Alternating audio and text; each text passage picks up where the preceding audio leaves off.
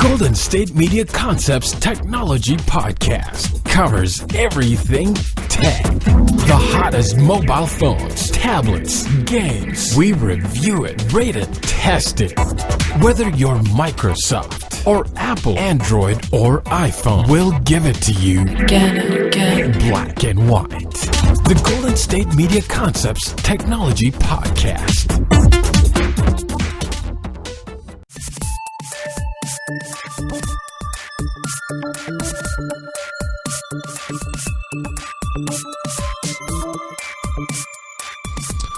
Hello and welcome to the GSMC Technology Podcast.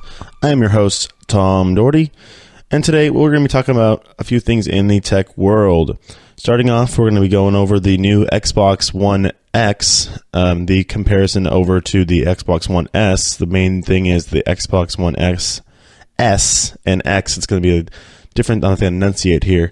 The S is more that cheaper, compact model, and then the X coming out as that new, more expensive model that's going to have better graphics, better video card, better, more options for bigger storage, and it's just going to have a bigger price model as Xbox is trying to, or Microsoft is trying to diversify their.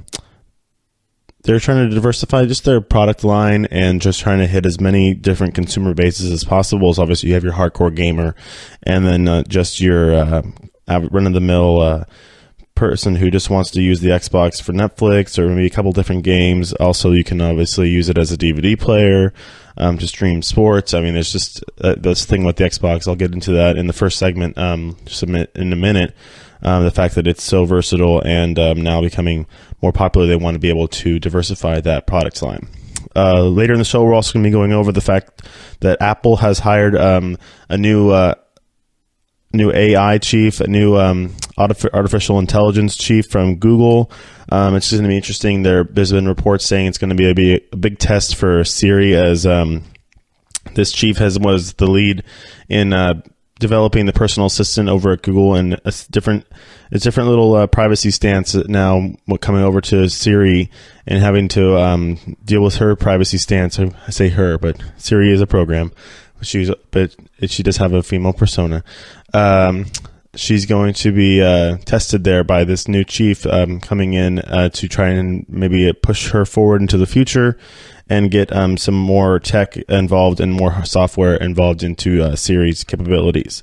In the third segment, we're going to be going into the new iOS from Apple, iOS 11.3.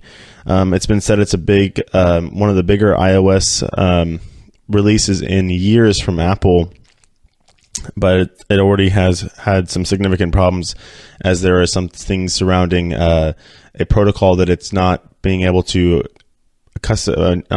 follow in order to have with these people who buy multiple iPhones for businesses or for big groups, that they all can kind of tie them all together. This protocol is kind of jumping over that. And then in the final segment, we're going to be going over just a couple different things. And one of the bigger ones is the fact that Microsoft is ready to release a new Windows 10 preview with they're calling it sets. They might come up with a different name for that, but it's basically the fact that you can run multiple programs in one window through tabs. So you can just have one window open and then also be running instead of having to toggle between different programs on your bottom bar as usually you would do on a computer or your personal computer, your laptop, you're going to be able to run sets and have one big window open and then have different tabs to run those programs all through on the same window. They're also increasing their Bluetooth capabilities with the voice recognition, and then their keyboards, I believe, and then also a calculator is being upgraded to probably do more calculations. We'll get into that in the fourth segment here today. All right, so back to the first segment. Now we're going to start talking about the Xbox One X. Definitely something that Xbox has coveted. Microsoft has coveted it's their main competition against Sony with these console platforms. The Xbox, when the first Xbox One came out, I believe it was so revolutionary because the fact that it was just a seamless interface, and you were able to do so many different things at once on it. I mean, obviously, you're going to have all your games. It's a gaming console. It's the main idea behind it. but then you're also going to be able to move over to Netflix, be able to pop a DVD in there. You're going to have different apps for streaming. I have my Xbox One, and I basically use that thing as a big iPad. Kind of, if you want to make an Apple comparison there, or basically a big computer on my TV screen, because I have multiple apps on there. I can stream live sports. I could go watch my favorite shows. I can go pop in a DVD. I can go over to my games. You can now, all these games now, we have the new rave is Fortnite.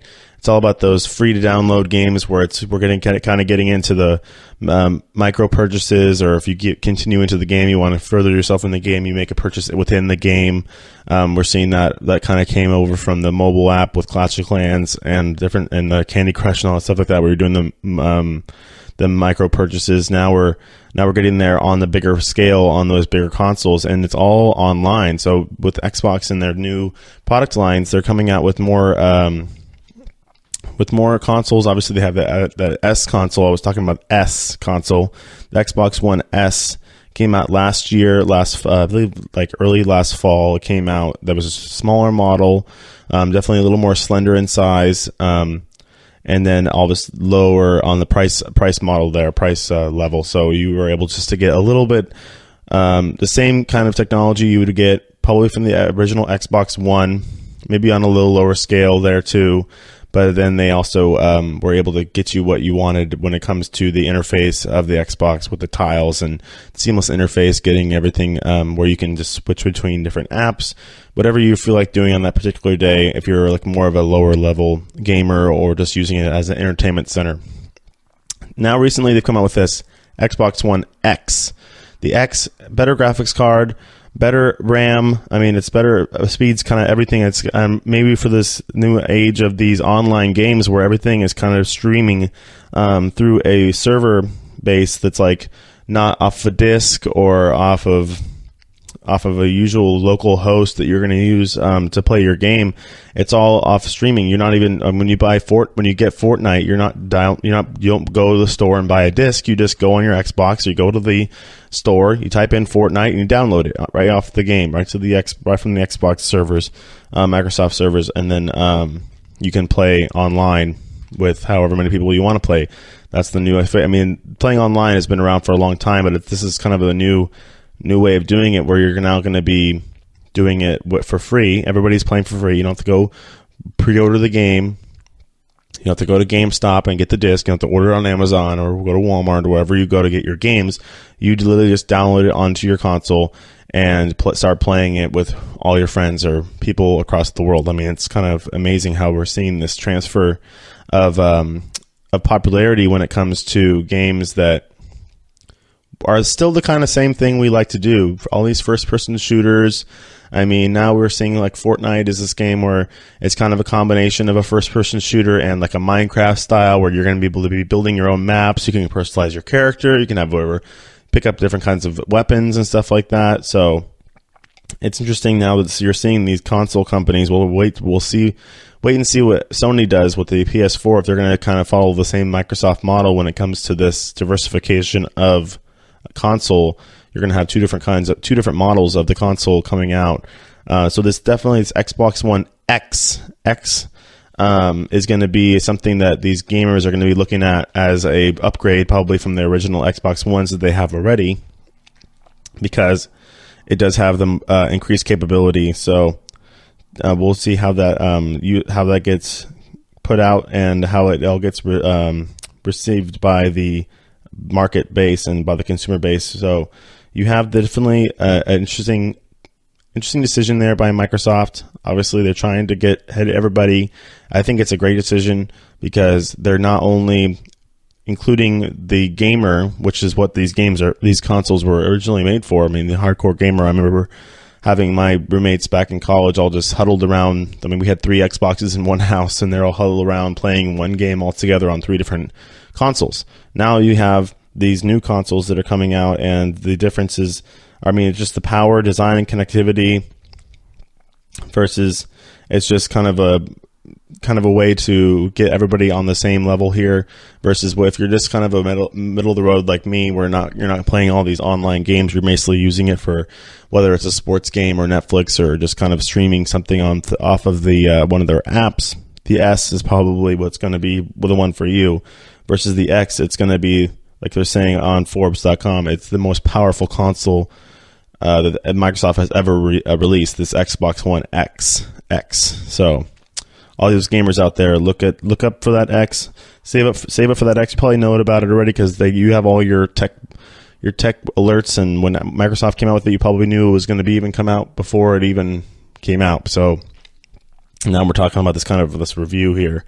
So the Xbox One X, it's a little bit bigger. It's kind of the same size as that of the original Xbox, versus the S is going to be smaller. So the Xbox One X is definitely a little heavier, a little bulkier, and then it's definitely going to have a little more capabilities, whether it's the Bluetooth for the headsets. It's going to be the Ethernet capability when it comes to connecting to the internet for your streaming and for your connectivity to these servers that you're going to be playing these massive games on with multiple people from around the world. So I mean, it's going to be looking up there.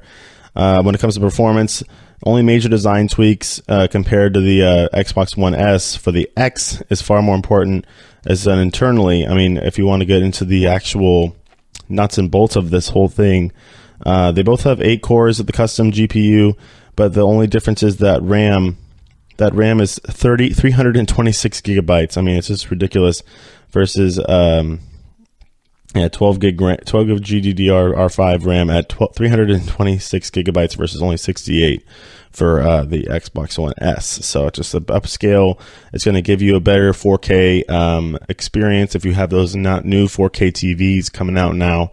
That Xbox One X is going to definitely make your viewing and your gameplay a little more vivid, as it is the point. Everybody likes to have a clear screen. You got to find out where all those people are so you can beat them at their own game. I mean, that's the whole idea here, right? It's a competition.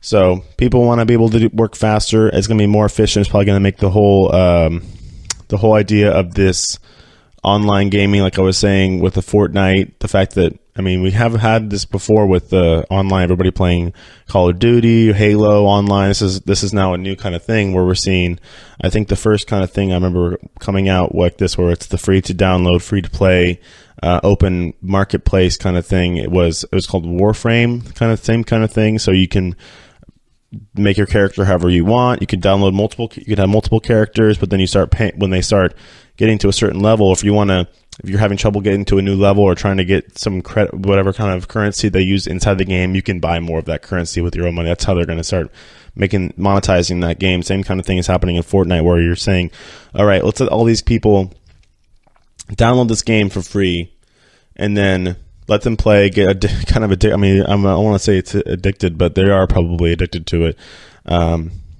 Just going off of what I've seen off of social media and everything, people are just all over the place. We have athletes going out for this game, playing it all the wee hours of the night. There's different kinds of message boards and subreddits and Twitter accounts, all these videos of people taking screenshots of their screen, showing off their great gameplay of this Fortnite game. I mean, it is really sweeping across the nation, and they're going to have to go probably make some purchases of their own to advance further in the game. That's how this game is going to make money.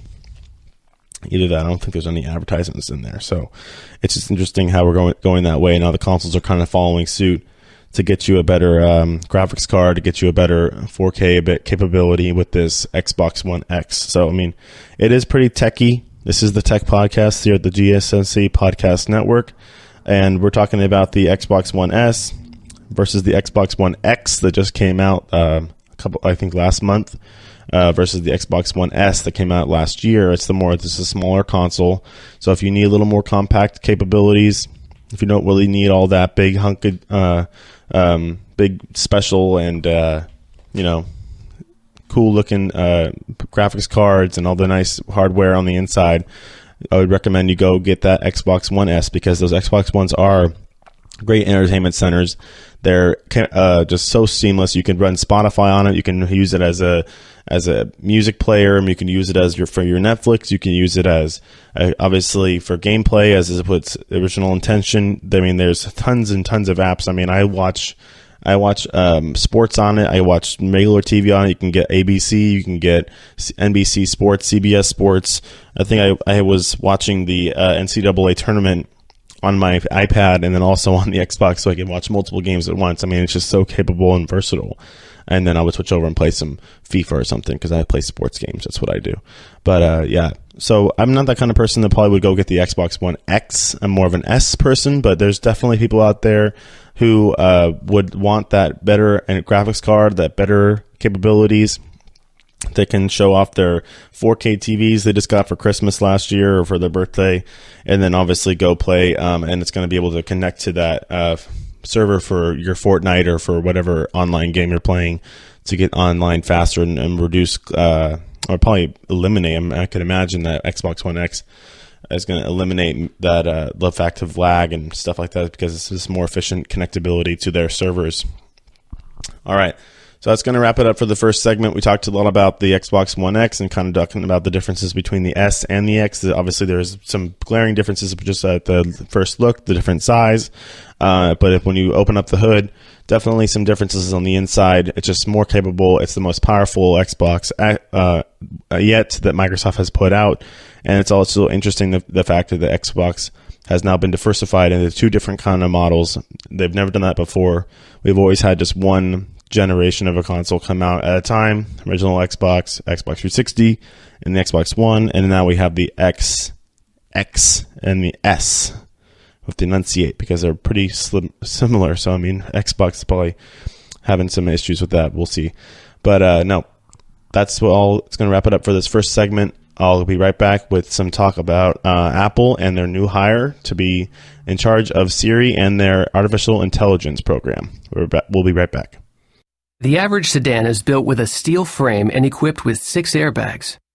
Remember this the next time you see someone walking. Drivers, be aware. Pedestrians don't have armor. A message from the California Office of Traffic Safety. The average SUV has 2 blind spots, weighs between 4,000 and 6,000 pounds, and takes about 6 seconds to stop. Remember this the next time you're on foot. Pay attention, people. Pedestrians don't have armor. A message from the California Office of Traffic Safety.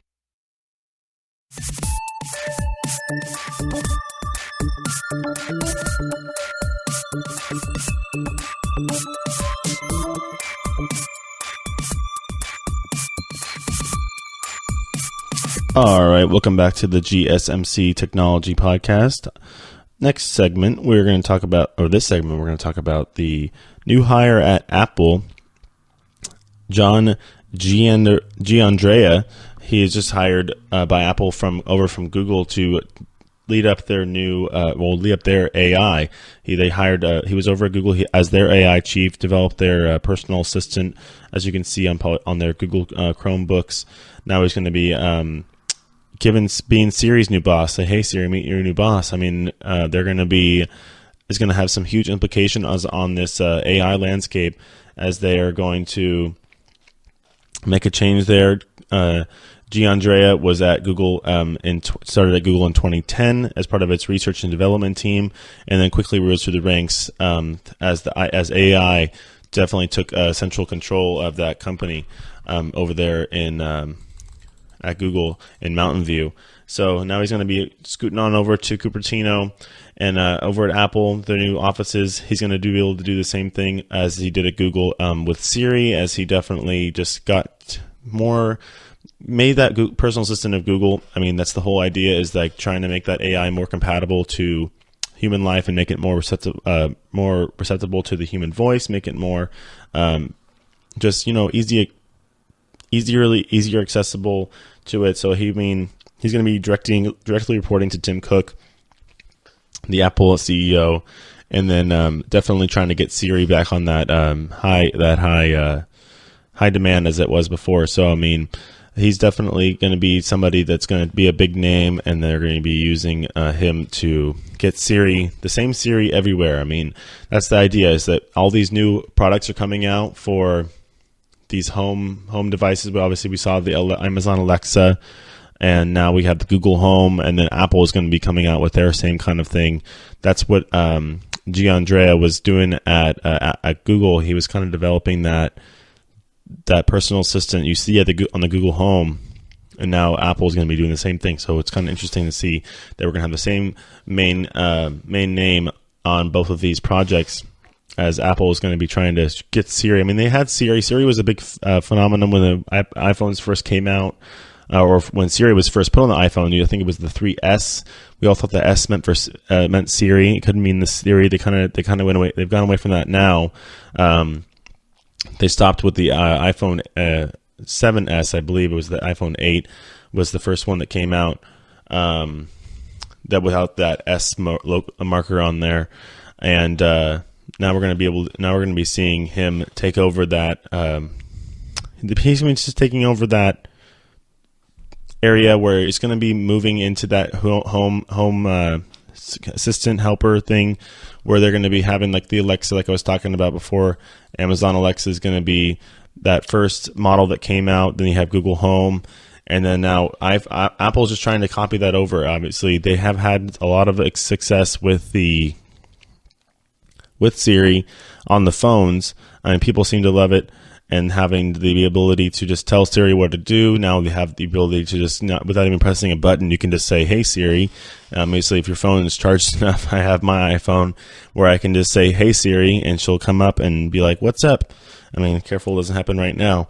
But I mean, they're just trying to get this same Siri everywhere, I believe. And then with Gianandrea, it's just going to be interesting. As I was saying, it's going to be a test for Siri's privacy policy. Is he usually is just kind of private eyes and ears. I mean, the biggest hurdle is that the hardware isn't compatible. His commitment to hyper privacy. I mean, Google and Amazon use their data to build out their machines learning algorithms. They have a lot of data research pulled from everywhere, so they're allowed to give that AI. So the more information you can give an AI, the better you can give an algorithm where it's learning more information every minute. Siri hasn't really done that. They kind of limit her. I keep saying her. They kind of limit the ability for Siri to learn, as it is a hyper privacy, as Apple has that high commitment to privacy, as they always have. It's just going to be interesting, as Apple is now explaining. It's going to be, if many people are submitting the same data, the noise that has been added can average out our large numbers of data points, and Apple can see meaningful information emerge. So they're now starting to they're going to try and get more information through just large quantities, where they're going to go off of trends more often than specific individual information from each user, as you've seen from Google and from Amazon. And it's just a lot harder than Google. That approach is different. I mean, when you're getting individual raw data from each person versus just using a collective, like now Apple's saying they're going to be using, it's going to be a slower haul for Siri to advance into the same AI space as these. Because they all have names, I believe. Alexa has been able to, my parents have Alexa at home. Whenever I go over there, they can just say, "Hey Alexa, play this on Spotify," or something like that, and she just does it. I haven't gotten that far on Siri with my phone. I can't tell her to play Spotify, maybe because she's partial to Apple Music. But it's just interesting how you can do voice recognition. They can tell who's playing what. I mean, you can tell the AI to learn more things about your specific family.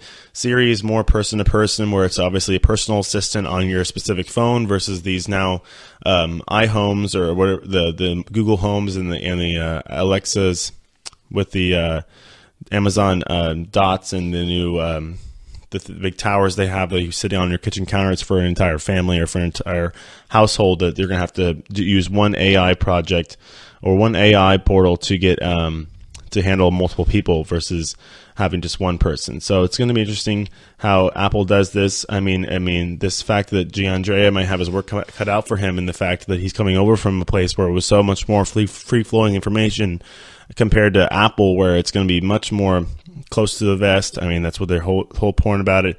I mean, Google is going to be the fact that he's going to try and get Siri to be that hyper-local Google Assistant. I mean, that's the whole point, is that they want to get comparable and competitive with the Google Assistant, and now we're seeing that the track for Siri's hires. I mean, that Apple is really trying to ramp this up.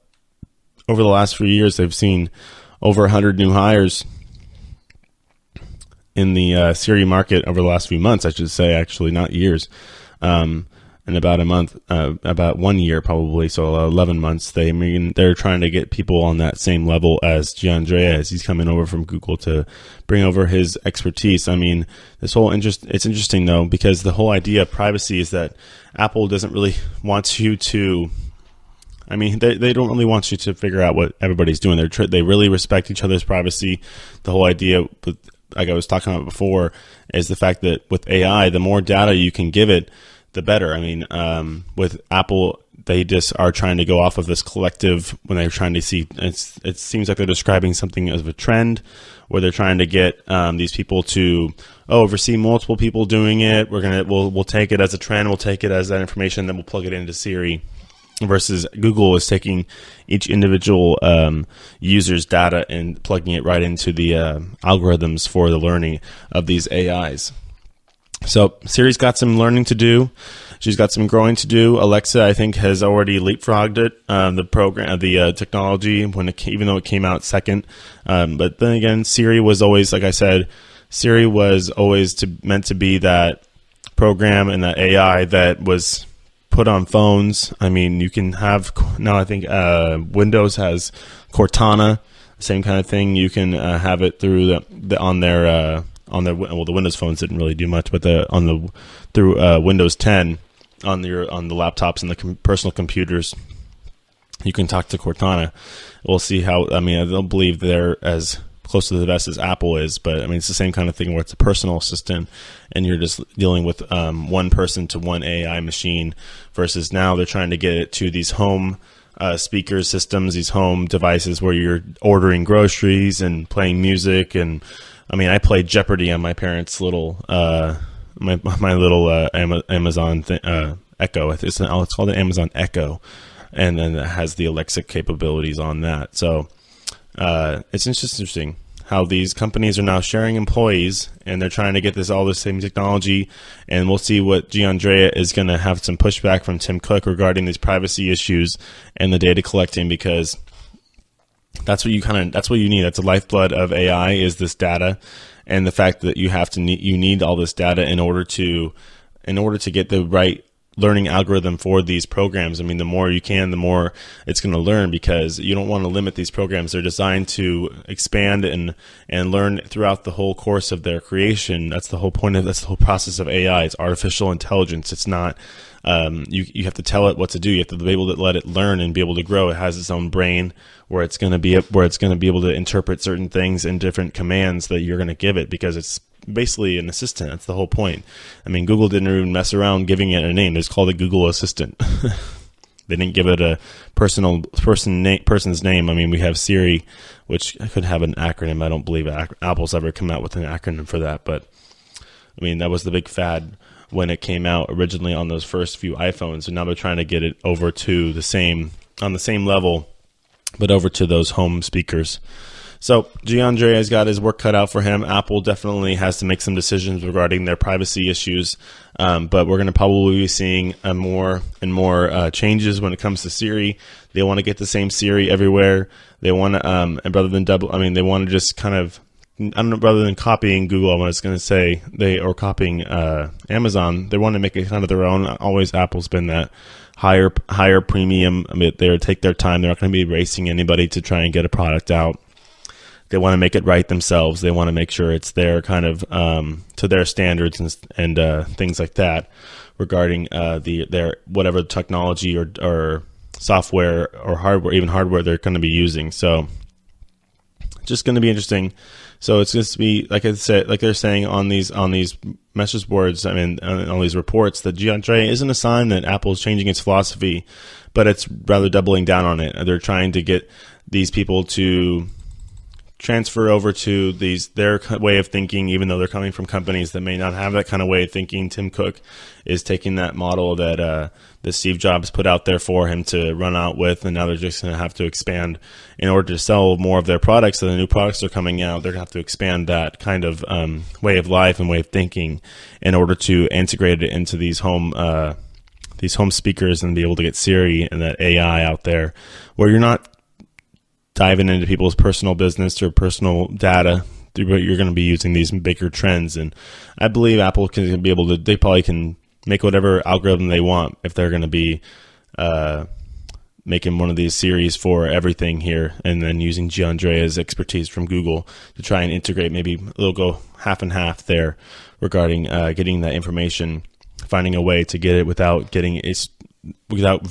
breaching their personal or their company-wide privacy stance that they've always had.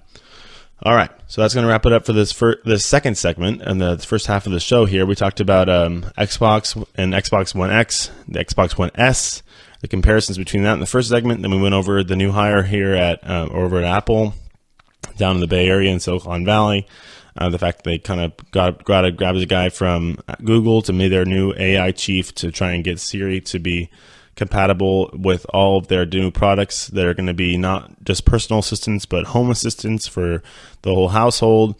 And then how that's going to play in with their privacy stuff regarding their idea of data sharing and how they're going to have Siri learn more capabilities and get more learning algorithms. All right, so we'll take a quick break. When we come back, we're going to talk about more Apple stuff regarding their new iOS and how they've had some issues, and then some more reports on Microsoft and the Windows 10. All right, we'll be right back. The average sedan is built with a steel frame and equipped with 6 airbags. Remember this the next time you see someone walking. Drivers, be aware. Pedestrians don't have armor. A message from the California Office of Traffic Safety.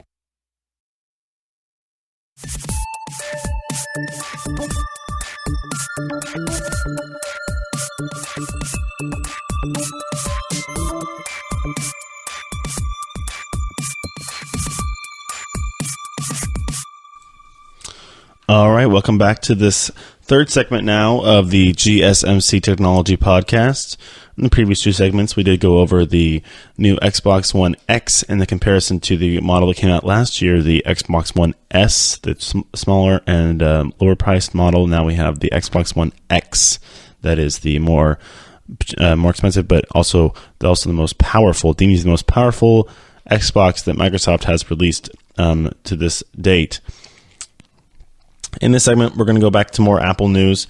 They are going to be rolling out the new, they did roll out the new iOS 11.3, but we're having some issues with it because it is a more important release, but they are having another issue with their privacy and with their protocols, because this is being reported that now that these protocols, which is used by companies and institutions to remotely manage and update huge numbers of iPhones and iPads, is now being broken because of this new this new iOS 11.3.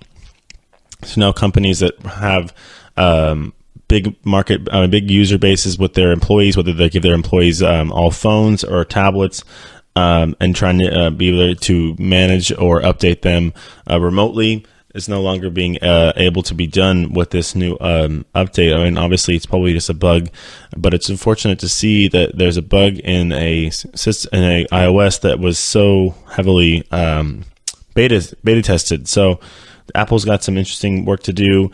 I mean, this is the new features with the support with the whole battery health ideas. These, I mean, if I want to read exactly what Apple's description of this new software is, it's iOS 11.3 introduces new features, including the ARKit 1.5 with support for more immersive augmented reality experiences. So that has to do with all of your AI stuff, and if you have the goggles and the the virtual reality stuff. Then it has the new iPhone battery health beta. So it's a beta testing their new program, which is for the iPhone battery health, some new Animojis for the iPhone X users, and more. And it also says that it includes the stability improvements and bug fixes. They're going to have to do another one quickly for more bug fixes because they're having issues that are returning a new response that does not match Apple's documented protocol. So they're not able to have updates or management from remote sources for a mass amount of iPhones that a lot of companies use. So the failed response will cause the device to remain in a failed loop, which prevents it from further commands from whatever they're sending off that signal from. As reported from Forbes.com, this is just another issue that this is happening for Apple. I mean, it's not just saying it's not like Apple Music doesn't give as good recommendations as Spotify. This is a big issue for big companies that have deals with Apple. I mean, I can imagine they have all these contracts with Apple to be using to be their sole proprietor of cell phones for their employees. I mean, that's what they're kind of cornering the market when it comes to big companies and their employees getting these phones, and instead of having employees go out and buying whatever phone they want, they're just kind of telling them, oh, you're going to get an Apple and we're going to pay for it. So, I mean, I know my uncle, for example, is a doctor down at Kaiser, and he has a Kaiser Apple iPhone. So he could be somebody that's affected by this issue because of the fact that his bosses can't effectively manage and operate or update his phone for him, which is the responsibility of that company to do so. All right, so that's a little bit of news there regarding Apple. It's just interesting seeing that they have something like that happen to them when they have these things beta tested for a long time. I know it's not quite a massive iOS overhaul like you see with it's just a 0.3. So this is interesting seeing this is happening to Apple. And some more news. Google employees demand that the company pull out of the Pentagon AI project. So, I mean, we already talked about AI in the last segment, but we're going to talk a little more about this. This is regarding Google. Obviously, they lost their chief going over to Apple, Mr. Gianandrea going over to Apple to help with the SIRI advancement into the base of getting off of, just using it for individual use and getting to more of multiple user use in like the households for those new home devices. So Google just released information now that it's actually using their AI technology to help the Pentagon, and for that can be better analyze drone footage, and about 3,100 Google employees have signed a letter urging that the CEO to reevaluate the company's involvement, as Google should not be used in the business of war. This was reported by the New York Times, and that's the project at the Pentagon is called Project Maven. It began last April, actually, and while details on what Google is actually providing to the Department of Defense is not clear, it is understood that it is a Pentagon research initiative for improved analysis of drone footage.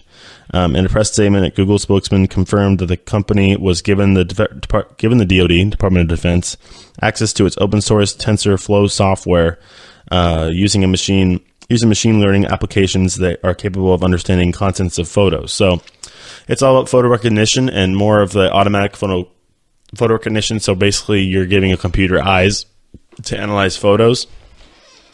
And Google definitely has some serious knowledge in that. I mean, you could do it yourself. I mean, you have the reverse image search with Google. You can go find a picture, you upload it to Google, and they'll basically scan the picture or have that. I don't think it's the same software, but just a lower version of that software. Take a look at that picture, and then they'll try and find something similar, or at least find that picture on the internet somewhere, wherever it may be posted. So it's interesting how they're doing this. Google has come out and said that its work on this project is not offensive. However, their employees don't seem to be thinking like it is, because they're definitely 3,100 of them do not want this to happen. So the letter goes on to ask that Google stops involvement in Project Maven, and that the company create and enforce a policy stating that it will not engage in the building of warfare technology. Because, I mean, that's exactly what it is.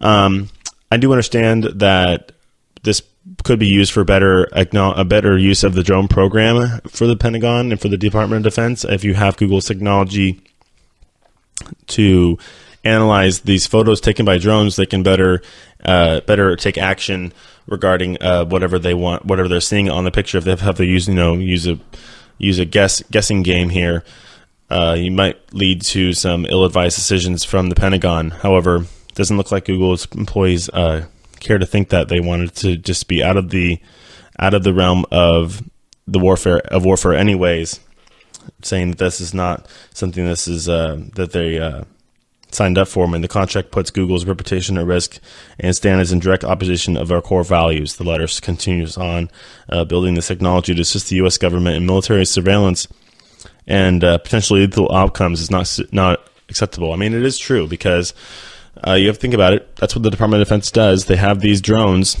taking pictures. Could be some bad people out there they're taking pictures of, but it is end probably in some taking of human life regarding whatever they see on the ground with these pictures. They're going to probably be sending in another drone with not a camera on it, or with a camera and some weapons on it. So these Google employees are not happy about it. They did report on New York Times that any military use of machine learning naturally raises valid concerns, and that they are engaged across the company in a comprehensive discussion about this important topic. That was a Google spokesman talking to the New York Times. And also continuing on saying the technology is used to flag images for human review and is intended to save lives and save people from having to do highly tedious work. I mean, I do believe that, actually. That's what I thought when I first originally read about this, the report, and the fact that, I mean, the big glaring report is the fact that these Google employees are having problems with this, but it looks like they're just kind of missing. I think they're almost missing this point. I mean, they're using it almost for good. I know it probably does end. When you think military, you're going to think that something ends badly.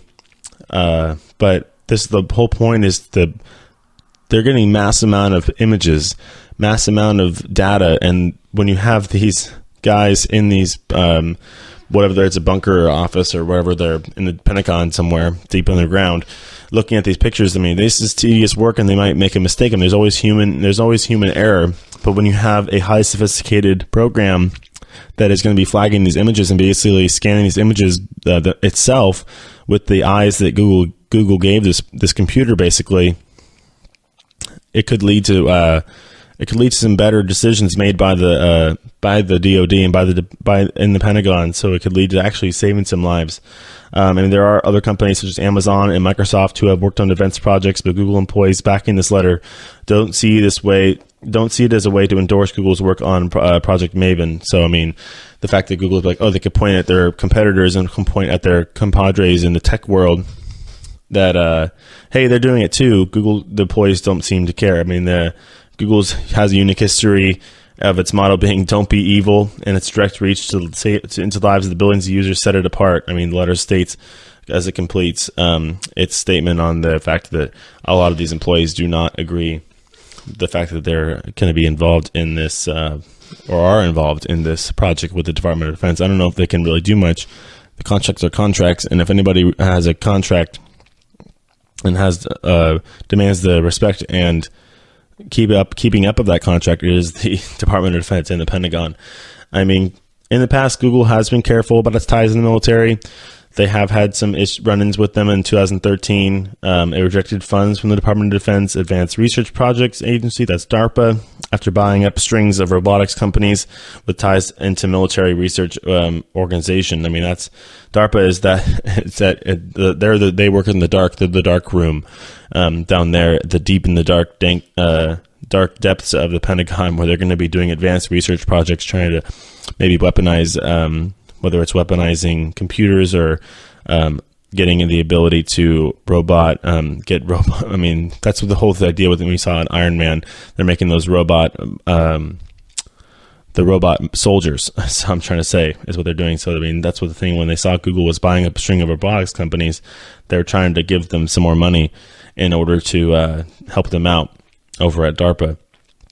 So it's just an interesting piece of news there. Going back to Google, we were talking about AI in the previous segment. Now just coming across that, I wanted to bring that up because now we have Google getting involved with AI in our military. I mean, they probably have been the ones that have moved forward the most when it comes to artificial intelligence, especially when compared to Apple.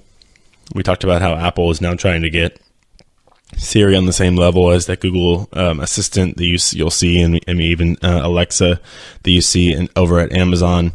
for these home speakers and home assistants that you're going to just put on your kitchen counter or put in your bedroom and talk to it like it's a person and order your groceries and have it play music for you or tell you a joke or say good morning to you or read you your news. I mean, those things have endless capabilities, and it's all about AI because they keep learning and keep getting new abilities, whatever, basically learning off of you and your daily routine, whatever you may be doing with your home device is going to there to help you out and kind of just assist you in any way you can. All right. So that's going to wrap it up for this segment. We did go over a couple things regarding Apple and its iOS 11.3 issues. So be advised if you're a proprietor of a large company that has a contract with Apple in order to give your employees all of their phones, you might want to be, you probably already know that because that's a pretty specific thing, but it's just an interesting fact that Apple, big company that usually tries to keep its things under wraps and tries to limit those mistakes, something that's so... But 11.3, something that was a big deal with their whole AI rollout and everything. They're having an issue with just mass group management and capability of a update. So we'll be right back. We're going to talk about, in our last segment, we're talking about Microsoft and the new rollout for the Windows 10 and some capabilities regarding that for all you PC users out there. So I'll be right back with talk about that. The average SUV has 2 blind spots, weighs between 4,000 and 6,000 pounds, and takes about 6 seconds to stop. Remember this the next time you're on foot. Pay attention, people. Pedestrians don't have armor. A message from the California Office of Traffic Safety.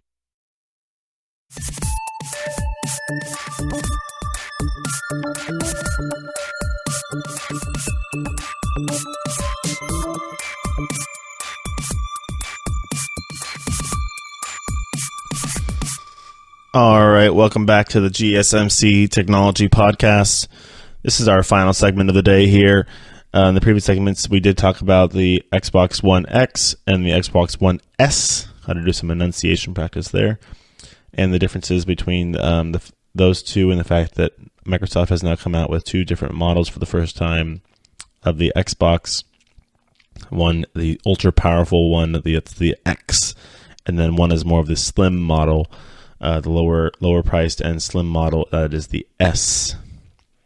So in this segment, we will talk about some stuff with their other products. That is the Windows 10 platform for your PC and your laptops that you have gotten from Microsoft that run the Windows 10 platform. There is some reports out that they're going to be coming out with this new thing called sets. I kind of hinted to it in the beginning of the show, talking about the fact that these sets are going to be able to run multiple programs all at once, while you can have different tabs on top and see them versus having to click and toggle through multiple different windows in the bottom on your toolbar there at the bottom. So Microsoft, definitely a company that has been trying to get on the right footing there. They've been on the back burner right now when it comes to the Windows application. I mean, they've been getting their stuff figured out for the Xbox, like I was talking about in the first segment, and now they're going to be getting their stuff ready for the PC market and trying to get that rolled out, as you're going to be seeing some upgrades regarding their calculator improvements. They're going to have better calculations, I think, to run better, more in-depth ability to run more in-depth calculations for your more advanced math people, and then also better Bluetooth capability regarding their wireless keyboards, and then speaking and their voice activated stuff with Cortana and stuff like that. So they're definitely, it's a service.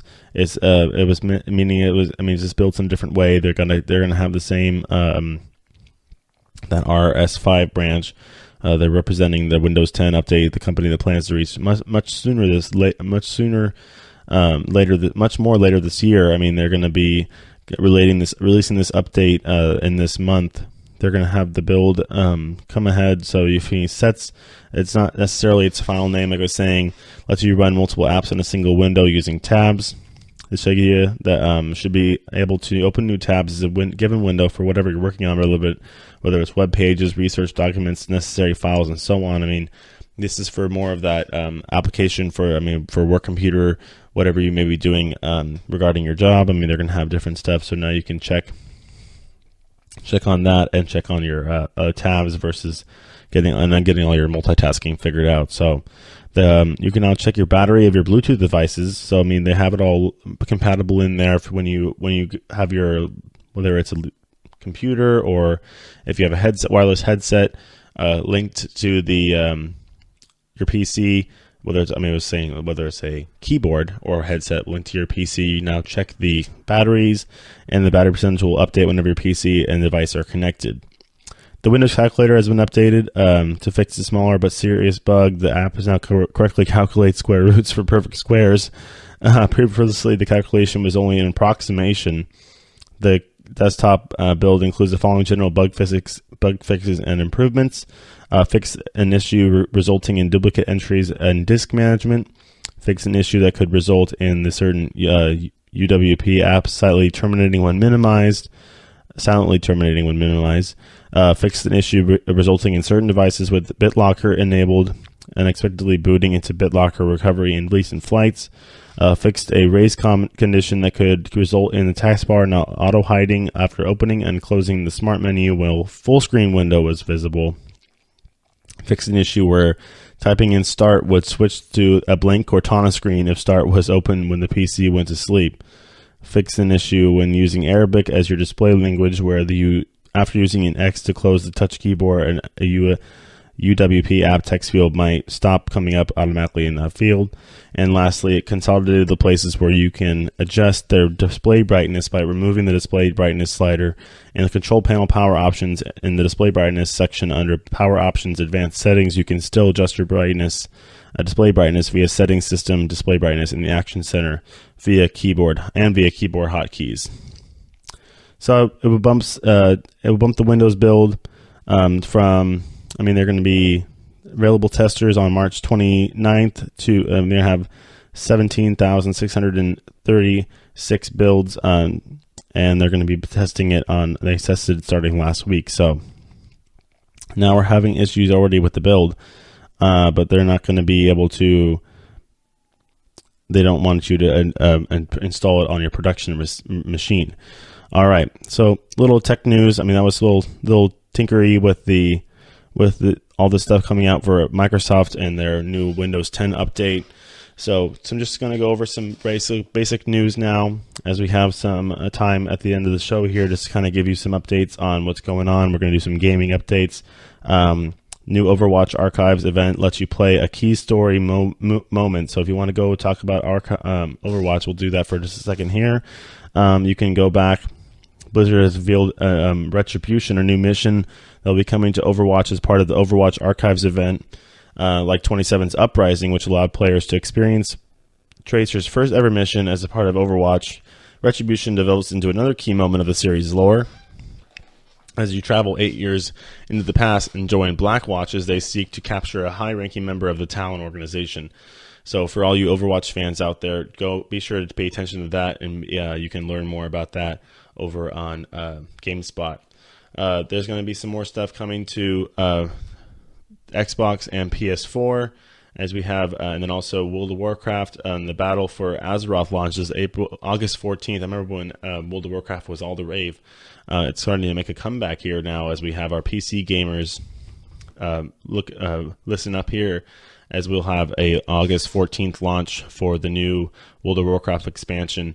The director revealed that during a preview event heard earlier at Blizzard's California HQ, the 7th expansion for its nearly 14-year-old MMO takes players to the high seas in search of allies in a renewed conflict between the Horde and the Alliance. Battle for Azeroth isn't just a fuzzy nostalgia. However, Blizzard is cramming in more than a few unconventional ideas, from Warcraft 3 inspired warfronts to the highly dynamic island expeditions where teams of 3 race against either human or advanced AI opponents in a super fun PvPvE mode.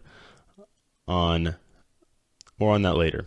So, yeah, they're coming out with a new thing. Yeah, oh, here we go. Battle for the Azeroth will let players set sail for the islands Kul Tiras and Zandalar.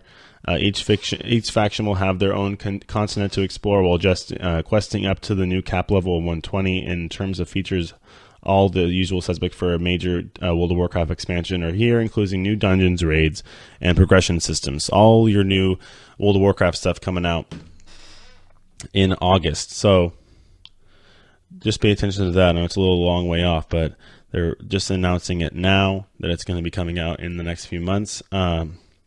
They're having an issue, as I'm just looking through our daily news here. Facebook temporarily ruined love for Tinder users, but it's fine now, as Tinder was crashing due to some issues with Facebook and the fact that they're linking each other's together. Thousands of people's features have just been diverted into a different course as their prospective spouses, lovers, and hookups were ripped from their grasp by a change of Facebook permissions. So Facebook changed the permissions and definitely changed up the way that the online dating app Tinder, when you log in and try to open up the app, Facebook presented a login screen telling them that they needed to update the permissions within Facebook, and then there was nothing to do on Facebook. You'd go look at your permissions on Facebook and be like, what do I do here? But it's just interesting how now they've already fixed it, so you can go onto your Tinder and find your latest match. So don't worry, guys or ladies. Next up, we have the Apple, another Apple news. The iPad is having some issues with its gesture abilities. So using an iPhone X and iPad Pro is getting confusing. It's trying to have these gesture things where you can do more hand movements. Back in 2010, the iPad was heavily criticized for being a big iPhone. They're trying to make it change up, obviously, where it's that big, where it's now going to be a tablet. They're ditching. They were thinking about ditching the iPad Pro home button on the new model in favor of Face ID. It is a move that I believe does make sense. If they're going to try and get this Face ID thing working, they have to really go for it. So on this iPad Pro, they should, hold it up to your face. It'll open up for you and you'll have no home button as you do on that iPhone X. Later, they're trying to get that home gesturing, for example. So it's the longest time you press the home button on the iPad. It was kind of a fail-safe to get you back to the home screen. Now, if for all you iPhone X users now, you kind of have to swipe up, find the right spot in that bottom of the screen to swipe up, and it'll take you out of your app back to your home screen. Now they're trying to get that figured out on the iPad, as now there has been issues reported for people who are trying to do that on their iPhones. But it's just having a little bit of a problem, as now they're trying to get that all figured out for the iPad Pro, as they're going to be likely taking away the home button from the iPad Pro, as you are now going to have some new gestures on the iPad, and then be have to swipe down for the control center, just like the iPad X, and then you have your little side swipes for changing apps, and then pressing on the side of the phone to change your apps. So that's been around for a little bit, but that's kind of the news as we go through these last few minutes of our show here. Just looking at what we're talking about, what we're going to be talking about next week. Try and get a little. We've been talking a lot about Apple. We've been talking a lot about Microsoft a little bit more. We did have that Spotify IPO on Tuesday. We'll probably check in on that next week and see how that's been performing on the stock market and the NASDAQ, and if the investors have been taken to it. So let's just recap what we talked about today. We did talk about the Xbox One X, the Xbox One S.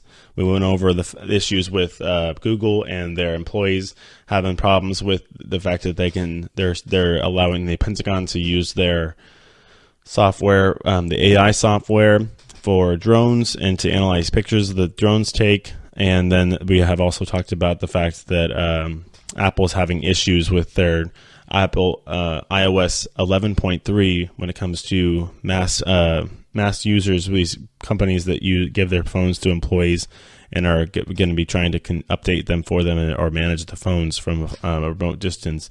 It's not having some issues with that and not following the right protocols. All right. So we also did get some gaming updates with World of Warcraft and some releases for that. Can't say releases for that, and also a couple things regarding Overwatch and their new storyline they're going to be coming out with for you to go back and look at for you Overwatch fans. So that's going to do it for this show. We've talked about a lot of different stuff here in the tech world. There's going to be more. Obviously, the tech world moves real fast. We went through Facebook and how it ruined Tinder for a couple days or a day for those Tinder users. And then we'll have some more stuff to talk about next week. These technology shows are going to be every Tuesday and Thursday here at the GSMC Podcast Network. So stay tuned for that, and be sure to go look at the show from Tuesday if you want to hear about the Spotify IPO and some of the other stuff that I talked about over there a couple days ago. So I'm going to sign off for now, and we'll talk to you next week. You've been listening to the Golden State Media Concepts Technology Podcast, part of the Golden State Media Concepts Podcast Network. You can find this show and others like it at www.gsmcpodcast.com. Download our podcast on iTunes, Stitcher, SoundCloud, and Google Play. Just type in GSMC to find all the shows from the Golden State Media Concepts Podcast Network, from movies to music, from sports to entertainment, and even weird news. You can also follow us on Twitter and on Facebook. Thank you, and we hope you have enjoyed today's program.